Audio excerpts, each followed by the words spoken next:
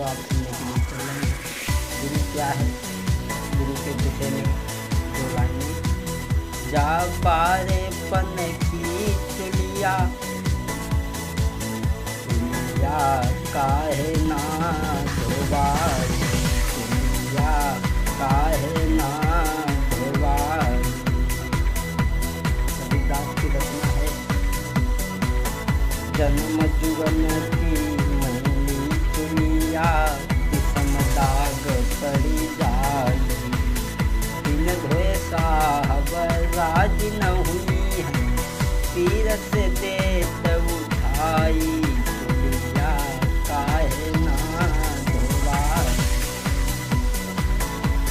राम नाम को साबुन कर ले, कृष्ण नाम दरियाई, गुर अपने का कर लो बरे, जन्म दाग छुटी जाई, चुलिया काहे ना धोबाई। चेते नाही तीन तन बीते, कवन रहे नियराई, ससुर के लोग दुआरे ठाणे, काहे देर लगाई, चुलिया काहे ना धोबाई। मंगल वक्ता के भवन मंगल, श्रोता धाम मंगल, लेखक के करण मंगल होते ठां। जहाँ पर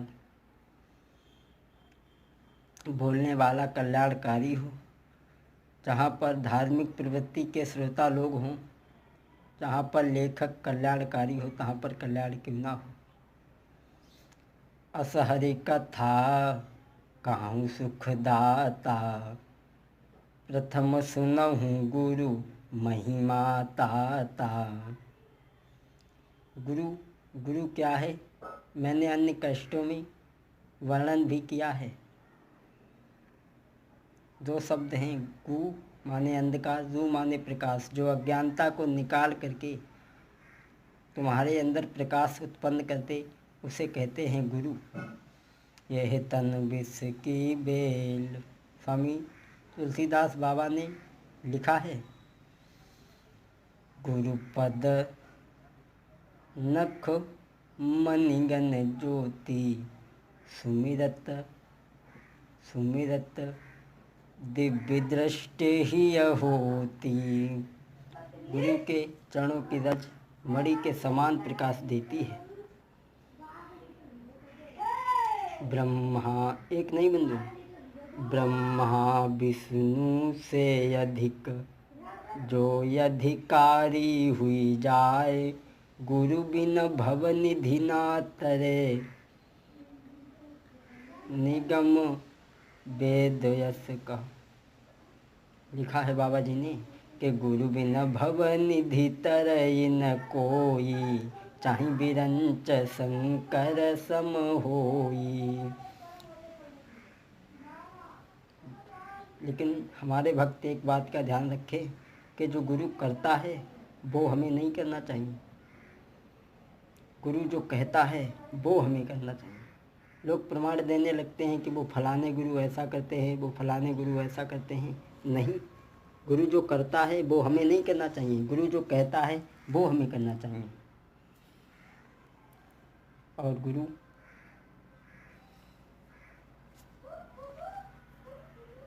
जो होता है वो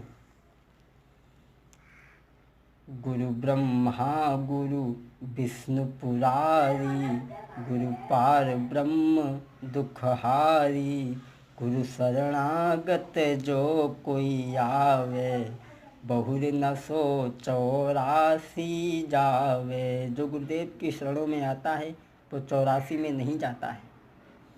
और भक्तों, गुरु कृपाल अंगड़ित मही पाना, गुरु कृपा छूट ही अमना था।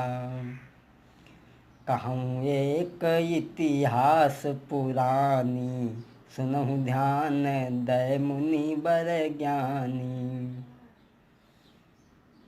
आइए विश्राम सागर का पवित्र आख्यान रहा बधिक एक बन में, कपटी कुटिल अन्यायी, नाम तासु मारीच था, कहें तुम्हें समझाई।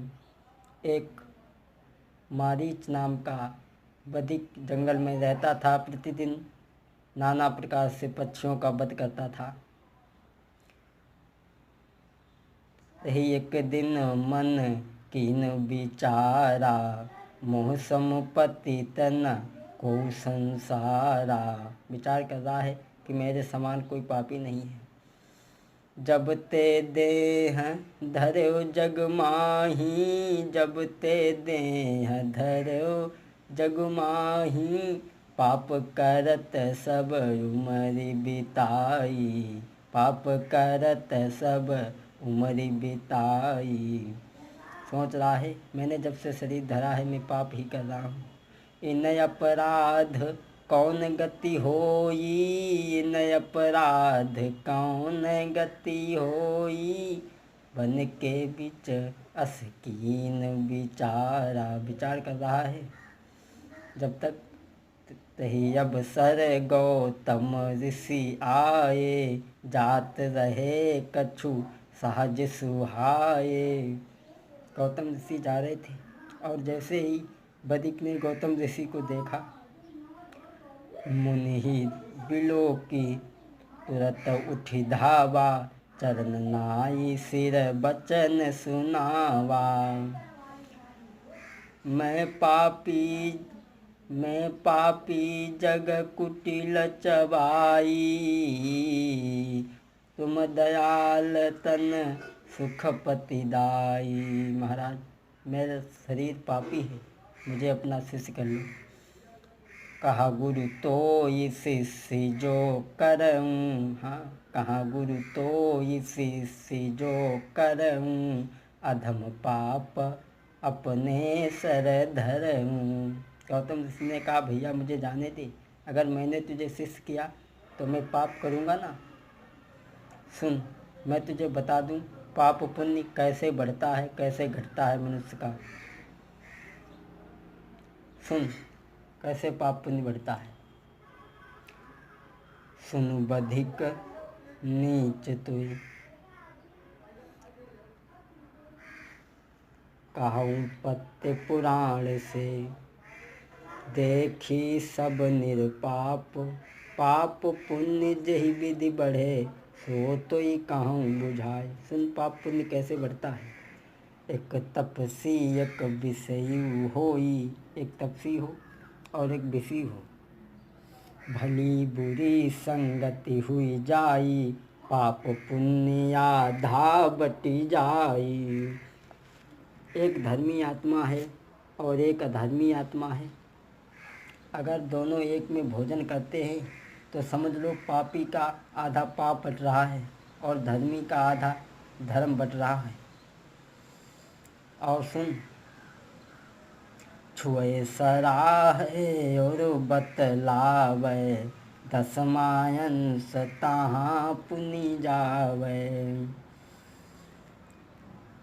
या कोई बोल दे तो समझ लो उसका दसमांश होता है, सराहना करे तो भी होता है। हम आपको एक उदाहरण दे दें कि जैसे कोई प्राणी है वो जीव खाता है और किसी ने कह दिया कि बहुत सुंदर मुर्गा है, तो खाने वाले के मुंह में पानी आ गया और बताने वाले का दसमांश पाप का मिल गया। अस विचारी कहूँ तो ये सुनाई। सुन और सुन आगे पाप पुण्य कैसे बढ़ता है। कर्ज काढ़ी पुनि पाप जो करई, तीन भागते ही धन पर परई, जो चोरी करी पुण्य जो करई, ताही पाप पुण्य कछु नहीं होई। जो चोरी करके दान करता है उसे न तो पुण्य होता है न तो पाप। जो उधार लेकर के दान करता है 3 हिस्सा 7वां भाग धन देने वाले को प्राप्त होता है। काहू को जो टेर के काम करावे, 60 अंश सो फल पावे। जो किसी को टेर करके कराता है, कोई काम के लिए किसी को प्रेरित करता है कि यार ये काम करो ज़रूर, तो चाहे वो पुण्य का हो चाहे पाप का हो, 6ठा हिस्सा उसे मिलता है। और सुन, होम पाठ संध्या गर करई, बोलया कोई छुई लेवै, 10वां अंश सो फल पावे। पूजा करते समय, पाठ करते समय, नहाते समय कोई अगर छू ले या बात करे, वो समझ लो कि उसने एक हिस्सा, 10वां हिस्सा समझ लो पुण्य का उसने ले लिया, उसने प्राप्त कर लिया। और सुनो,